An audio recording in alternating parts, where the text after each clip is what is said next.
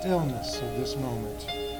For this is a time of mystery, a time when imagination is free and moves forward swiftly, silently. This is the haunting hour. Tonight's episode, The Thoughts.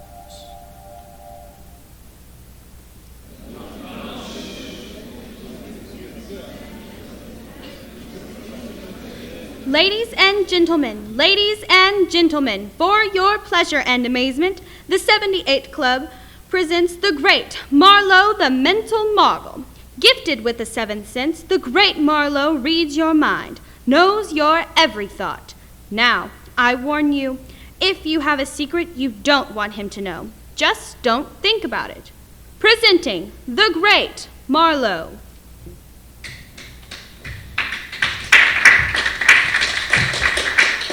Thank you. Frankly, I can't explain the performance you're about to witness. Science, without explaining, it calls it telepathy, thought transference. I call it hokum. The lady calls it hokum. Maybe, we will see. Now, everybody in this room, concentrate. Think of a thing or a person. Concentrate. Think hard. I have a thought. Someone is thinking of the initials SG. Will the person thinking of SG please rise? I've been thinking SG. Thank you, young lady. You are concentrating on the name of Stanley Green. Is that right? Why, yes. Stanley is in the Army, I believe, correct? Yes, he's a sergeant. And you want me to tell you Stanley's serial number. It's 3400767. Is that correct? Yes. I have another thought. Someone is thinking, ladies and gentlemen, please bear with me a moment. I have to stop this performance. Believe me, it's important. I will be back very shortly. I told you it was hokum. What happened, Professor? Forget your code? Hey, what's the idea stopping the act like that? Where's your telephone directory, Marino? What are you trying to do, ruin my club's reputation? Shut up, Marino. Where's your... Oh, here.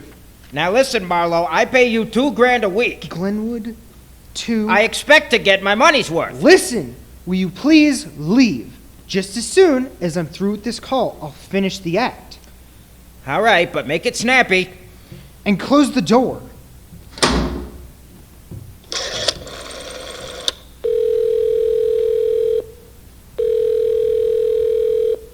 Hello?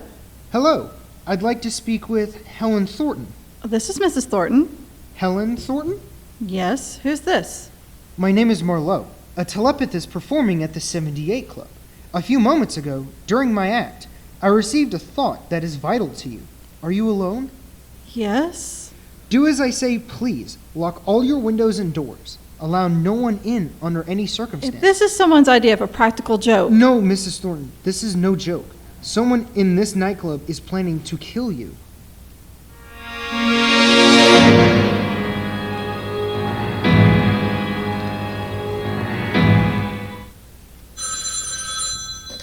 Hello?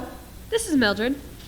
Helen, I just got in. Oh, I've been trying to get you for hours. I know it's very late, but could you come over? Helen, what's the matter? Oh, Mildred, I'm so frightened. I'm alone here.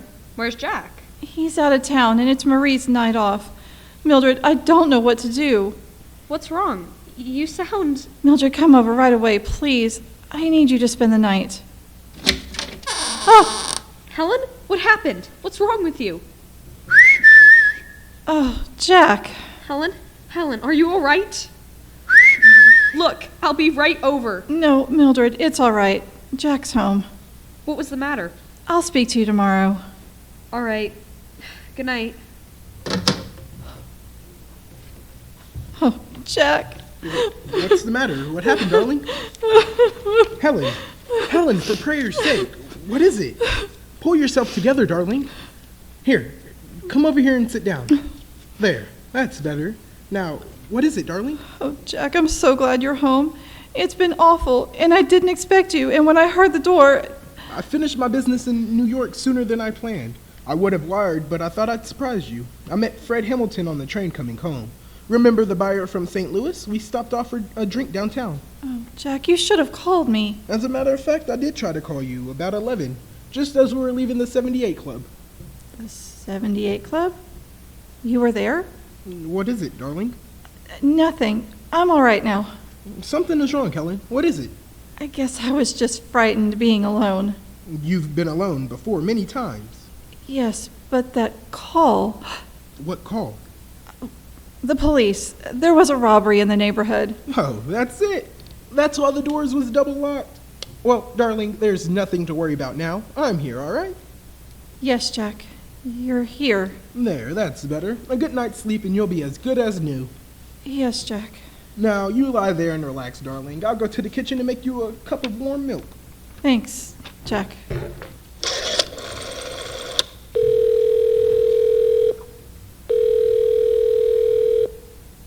Hello?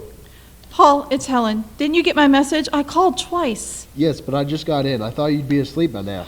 Paul, you must help me. Please, please, Paul, there isn't much time. Helen, what's the trouble? He's going to kill me. What the... Jack's going to kill me.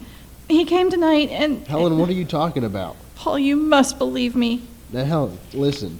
You've probably had a bad dream. Is Jack there? Yes, please, you must believe me. I know what he's going to do. Well, we'll straighten this thing out. Let me speak to Jack. No, you mustn't, please.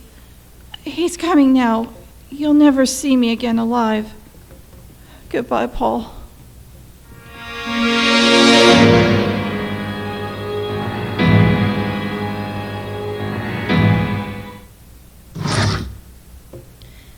Don't bother folding up the dresses, Marie. Just throw them in.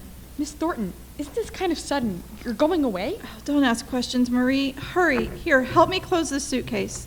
You finish packing the other suitcase. I'm going to go downstairs and get the car out of the garage. Good morning, Helen. Jack!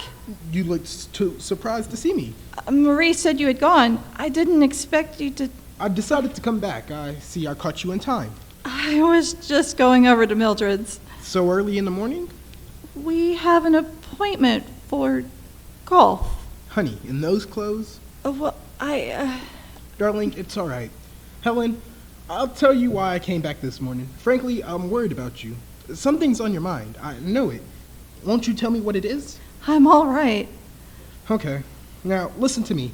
I had some very important business to settle with Paul this morning, but you come first. You saw Paul this morning? No, I changed my mind on the way down and came back.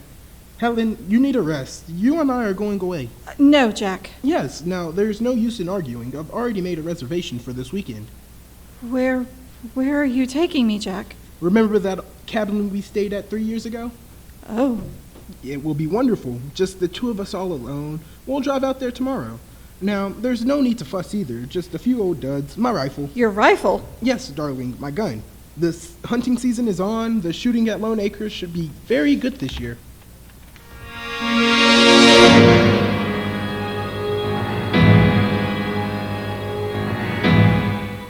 Now, Helen, what's all this about?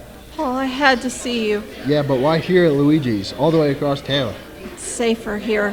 What's gotten into you? Jack's going to kill me. Helen. He is, Paul. Oh, don't be ridiculous. That's what you told me last night over the phone. He's changed his plan. Oh, I see. And why, Miss Thornton, is your husband going to kill you? Because he's jealous of you. Jealous? Jack jealous of me? He knows what we once meant to each other before I married him. Why, of course he does. So what? Why, his winning you is a standard joke between him and me. Rivals in love, partners in business, all that stuff. Haha, come on, snap out of it. I think I better talk to Jack about you. No, Paul, you mustn't. Promise me you won't. All right, Helen, if you say so. Jack's taking me to Lone Acres tomorrow. For a rest, he says. Good, it's just what you need. I'll never come back alive. Now, Helen, get a hold of yourself. Everything will be all right. Your imagination's overworked, that's all. You should go to Lone Acres for a rest. It'll do you a world of good. All right, I'll go, but I'm frightened. So frightened. We'll be alone, and he'll have his gun.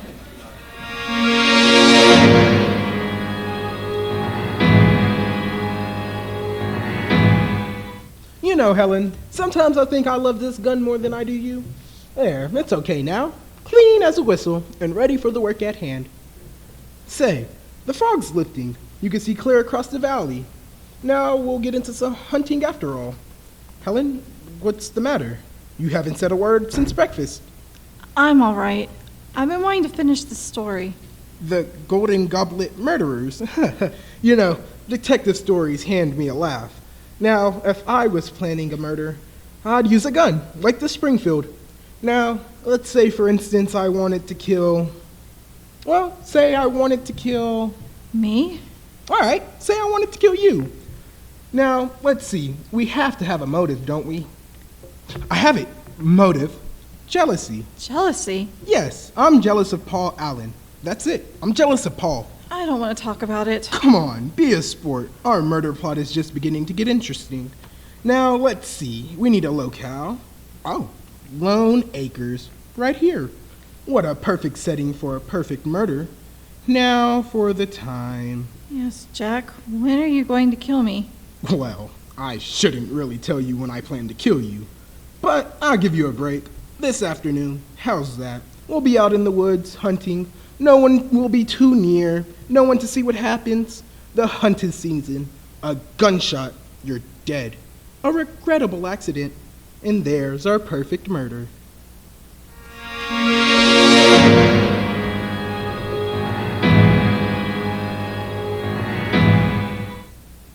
Helen Thornton has discovered that someone wishes to murder her. A mental telepathist performing at a nightclub read the thought from among the guests. Later, Helen was shocked to learn that one of the guests present in the nightclub was her husband, Jack. She fears that he might want to kill her because of his jealousy of Paul, a former suitor.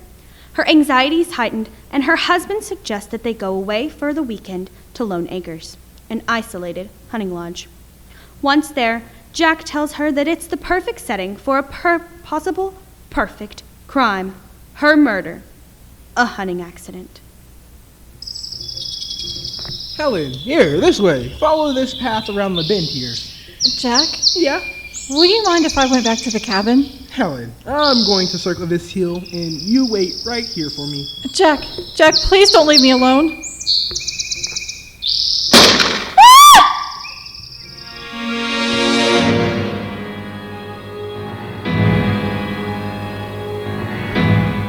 A regrettable accident, Mr. Thornton. But, Doctor, I don't understand how it happened. Now, Mr. Thornton, it's really nothing serious. It's just a shoulder flesh wound. Your wife is perfectly all right. When may I see her? We can go in right now. She's asleep. Go ahead and wake her up. She'll feel better knowing you're here. Helen, darling. Huh? It's me, darling, Jack. Mrs. Thornton, it's your husband. Doctor, get him out of here. He's going to kill me. Please, doctor, you must save me. Mr. Thornton, perhaps you'd better leave the room for a while. All right, Doctor, I will wait outside. Doctor, please don't let him in here again. You must believe me. He's planning to kill me. Mrs. Thornton, what happened was an accident. That's what he wants you to think. He planned it that way, but it wasn't an accident. Now, Mrs. Thornton, it's natural in a case like this for you to imagine strange things. Doctor, you think I'm crazy, don't you? But I'm not. I know what I'm saying. You took the bullet out of my shoulder yourself. Doesn't that prove he was trying to kill me? On the contrary, Mrs. T. On the scene of the accident, they found your husband with a .32 caliber rifle in his hands. The bullet I removed from your shoulder was a .45 caliber bullet.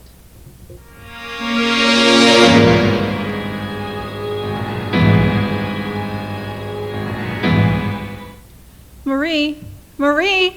Yes, Miss Thornton, I'll be right up.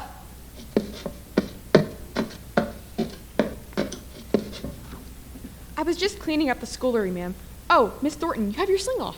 Yes, Marie. The doctor said the shoulder's okay now. Soon I'll be playing golf again. Aw, that's fine, ma'am. I'm so glad. Were there any calls for me while I was out? Mr. Thornton called to tell you not to wait for him. He'll be home very late. Oh, and Mr. Allen called too, Miss Thornton.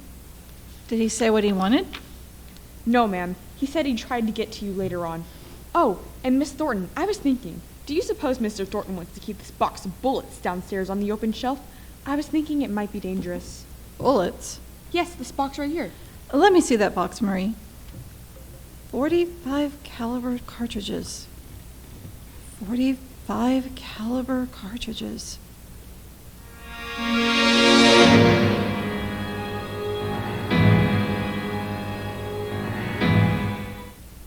At the scene of the crime, they found a .32 caliber rifle in your husband's hands. The bullet I removed from your shoulder was a .45 caliber bullet.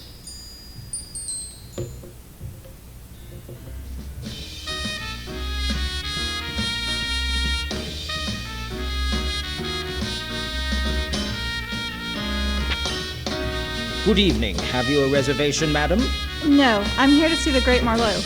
Yes, madam. Then perhaps a table on the side? This way, please. No, I've come to see him on a personal matter. He's expecting me.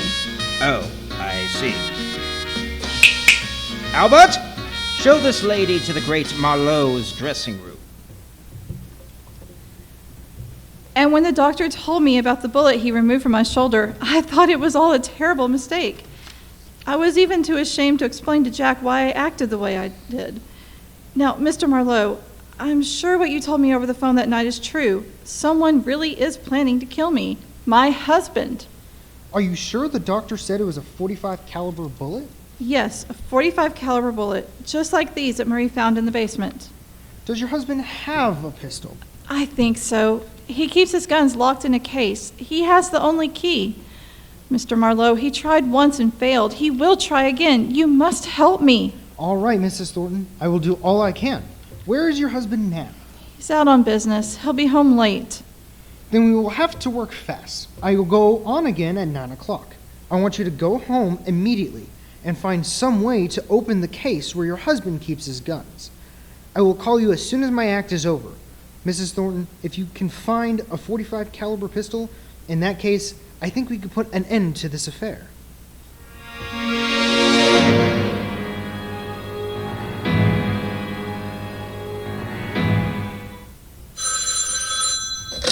Hello? This is Marlowe. I opened the case and there was no pistol. Mrs. Thornton. I've searched all through the house and I can't find it anywhere. He must have it on him. Mrs. Thornton. What can I do? I can't stay here tonight. He will kill me. Mrs. Thornton, listen to me, please. You must come down here immediately. A few minutes ago, during my act, I received the murder thought again. Mr. Thornton is in this nightclub. My husband is there now? Yes. Meet me in my dressing room. Be sure to come in through the back entrance and hurry. All right, Mr. Marlowe. Where am I supposed to be right now? Jack! But he said you were standing there the whole time? You heard everything? Enough. It's not you. Then who is it at the 78 Club? Me, 78 Club? Helen, are you going to tell me what this is all about? It's not you. Oh, yes, darling, I will tell you everything, everything. I should have told you before. I wanted to. Oh, Jack, I need you so much.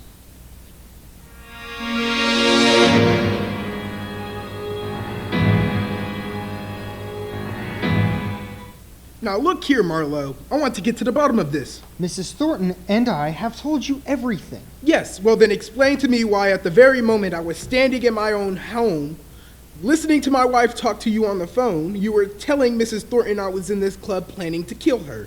Oh, don't you see, Helen? This man is a cheap trickster. He's never seen me before. Why didn't you come to me when all this started, darling? I was afraid. Because she thought you were the one, and so did I. That's why I assumed it was you sitting out there. Of course, I never saw you before you entered my dressing room a few minutes ago. You see, Mr. Thornton, I have a telepathic mind, not a magic eye. Well, I know what your wife and I have told you is hard to believe. I don't know what your game is, but I'll find out soon enough. Come on, Helen. We're going to the police headquarters. That won't be necessary, Mr. Thornton. The police know about this. I told them. Huh? The police are here now, in this nightclub. Mr. Thornton, whether you believe it or not, your wife's life is in jeopardy. Someone in this club now is planning to kill her. Perhaps this will convince you. You own a .45 caliber pistol with the serial number 75682. Why, yes, that's right. It's the pistol I reported missing. Yes, I know. The police told me tonight. Jack, why didn't you tell me? Well, darling, you've been so upset lately, I didn't want to cause you any more anxiety. That pistol, in all likelihood, the pistol which was used up at Lone Acres in an attempt on your wife's life, Mr. Thornton, that pistol was brought to this nightclub tonight by the person who is planning to kill your wife. The police found it concealed in a coat in the hat check room. Whoever claims that coat is Mrs. Thornton's intended murderer. Why would anyone want to kill her? Who could it be? We will soon find out. Mr. Thornton, do you recall the night you were in this club, the night I first received the murder thought? Yes. That night, did you see anybody here, or were you with anyone who knows you and Mrs. Thornton very well? Well, let me see. Well, yeah. No, it couldn't be. Pardon me, please. We got him, Mr. Marlowe. Here he is. Mrs. Thornton, your intended murderer. Paul! That's right. He was here the night you received the murder thought. It was Paul all the time. It almost worked. Yes, and all the clues pointed to you, Mr. Thornton. But why? We were so friendly, the three of us. Friendly? More than that, Mrs. Thornton. Paul Allen was hopelessly in love with you. Mr. Marlowe, you're on. All right, I'm coming. Let's go, Alan.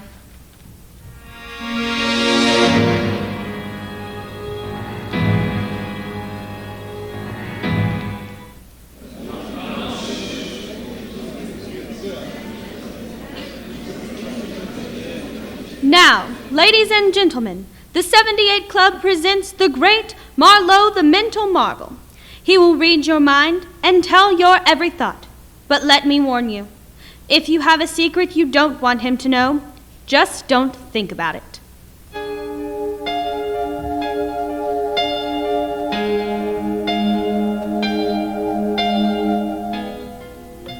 From shadows and stillness, mystery weaves a spell of strangest fascination, charging the mind with doubts and fears.